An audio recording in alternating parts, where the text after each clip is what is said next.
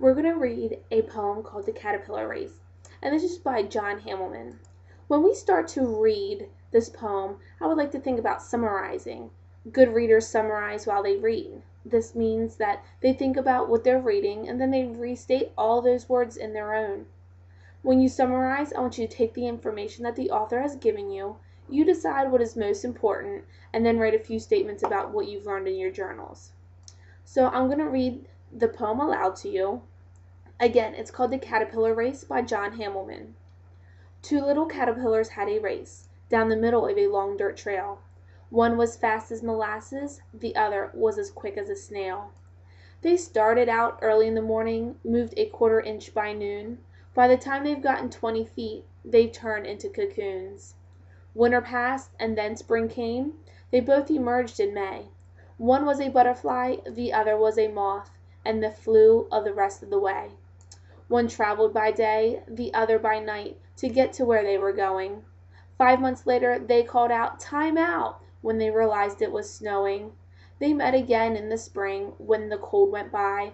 They each agreed they both were fast. They called the race a tie. So during that poem, again, I asked you to summarize. I wanted you to concentrate on the author's story. I want you to think to yourself about what the author would be trying to portray in this poem. Without using any of the picture clues that I've portrayed for you, what do you think is actually going on in this story? We'll share together after you write in your journal. For after reading, I would have the students check their summary against the original passage. I would check to see that the summary is accurate and complete and properly make sure that they're using their own words. I would check for objectives and revise any indication of personal opinion or critiques. Then I would ask the students, is this poem a narrative? It tells a story. It has characters, a setting, and a sequence of events. I would like you to identify these elements of a poem on your graphic organizer, then we'll share them as a group. After they collect their thoughts, I would take the answers from each student and place them on a story map. During this poem, there's a plot of events that both the moth and the butterfly try to beat each other to the race.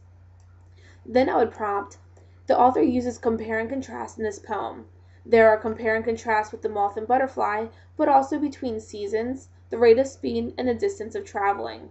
Could someone please raise their hand and identify and explain the difference between what contrast and comparisons are and how they are represented in this poem? The last prompt I would ask would to list 3 new vocabulary words that they read while reading The Caterpillar Race. What can you tell from the structure, and then how can we use those words in the context?